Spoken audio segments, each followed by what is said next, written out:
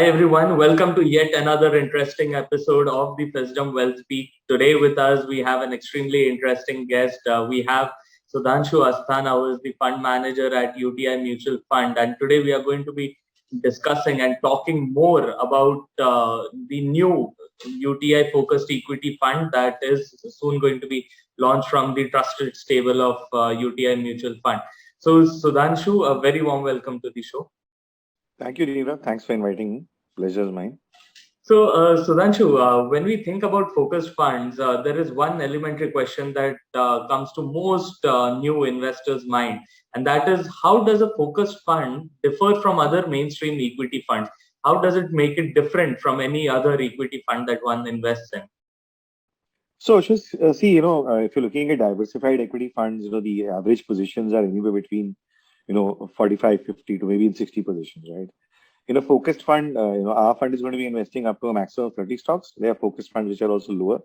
So the concentration is far higher in this portfolio, right? So the average number of stocks and the average weight which you have is much lower than, in a diversified fund. So these are typically high conviction companies, which in UTI we use our research framework to select. Uh, Being a 30 stock portfolio and also being benchmark agnostic, especially in UTI equity focused fund, we'll have a high active share. And we do believe that, because of this higher active share and because this portfolio is distinct vis-a-vis the broader indices, there's a possibility to make alpha over. Right. Quite interesting. But there is yet another question that comes to our mind, especially when we talk about a focused approach. Focused and concentration is quite synonymous to the absence of adequate diversification. So, what are your thoughts on this premise? So see, usually if you look at it, international studies have shown that, portfolios between 30 to 35 stocks are diversified and they do come under diversification. It's a question of scalability of the portfolio. We have tested it. The portfolio can scale up reasonably large. There are a couple of portfolios in this category which are running at almost near $2 billion in India. So I think it's more a question of liquidity and scalability and what kind of stocks you buy in the portfolio. Uh, so it's optimally diversified. I don't think so. It's not optimally diversified.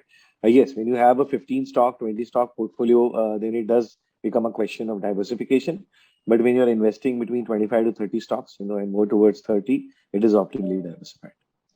Right. So, it wouldn't be quite fair to call focus funds as inadequately diversified. A closer look would definitely bring out the optimal diversification that even a focused approach can bring.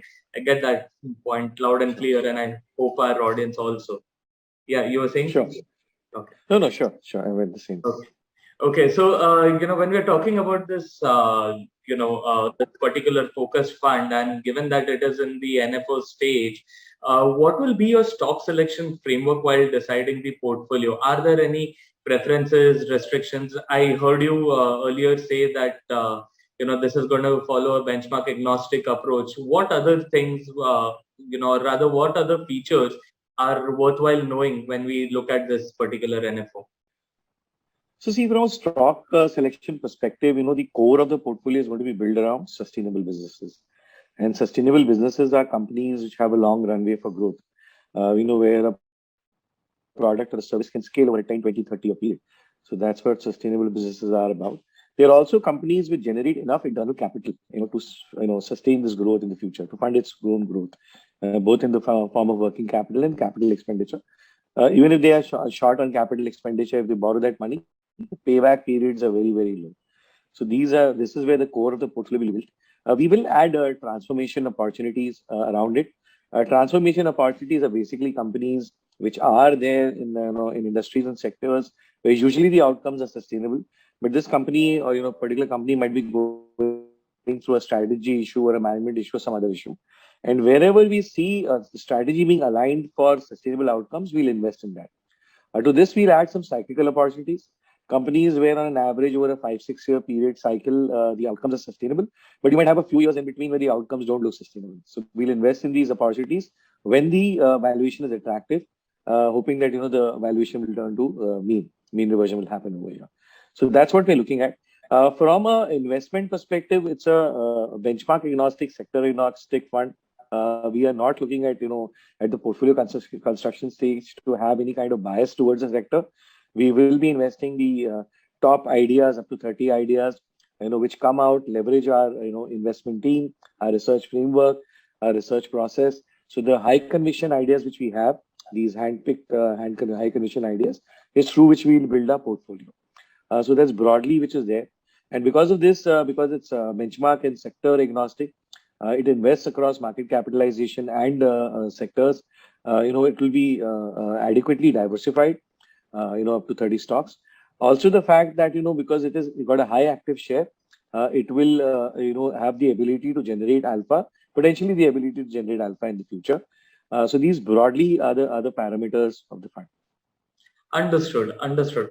So let's ask the most pertinent question. While many people are going to be eyeing this particular fund, knowing that it comes from a trusted AMC like UTI and the category being such a appealing category in itself, there's a whole set of believers in a focused approach, right? So according to you, what kind of investors or investment needs would such a fund be most suitable to? So see, there is no data to show that volatility is high. We have tried to analyze a lot of the focus funds are listed out there. They have been there, but what we do know intuitively is that in the shorter term, the volatility is higher. And as you invest for a longer period of time, 7 years, the probability of a reasonably good portfolio to make a loss is near negligible, right? And the rolling returns over a 3-year period do become double digit. So it's for investors which, can digest shorter term volatility and, can be longer term investors in this product. And then, we do hope that there'll be good amount of capital appreciation. Absolutely. So one final question as we come towards the close of this conversation. Focus funds as a category, has been around for a long time now. There are quite a number of focus funds available in the industry, as you already know. So what are the key points of distinction that you believe will help UTI focus funds stand out vis-a-vis the other available options? See, Nirav, so we don't believe that, we are unique from any other fund. I think what our uniqueness is that we have a very well-defined research framework. We have a very experienced team. And we are going to use our research process, and the tools which are available with our research team, to come up with, these top 30 ideas at any point of time, up to 30 ideas at any point of time. We're going to be leveraging this strength of ours, and we'll be picking these stocks. So, a lot of our portfolios have done well, have 55, 60 stocks, even maybe a little higher, middle lower.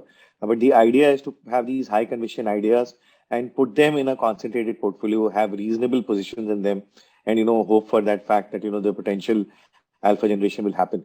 I think that is, if you want to call it a USP or uniqueness, that's it. We are leveraging UTI Mutual Fund's research expertise.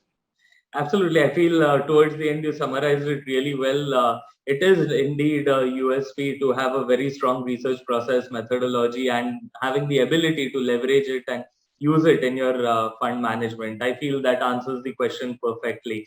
So Sudhanshu, this has been an interesting conversation. We wish you great luck with the NFO. I'm sure many investors are going to be eyeing this, and I'm reasonably confident that this fund will turn out to be extremely going ahead as well.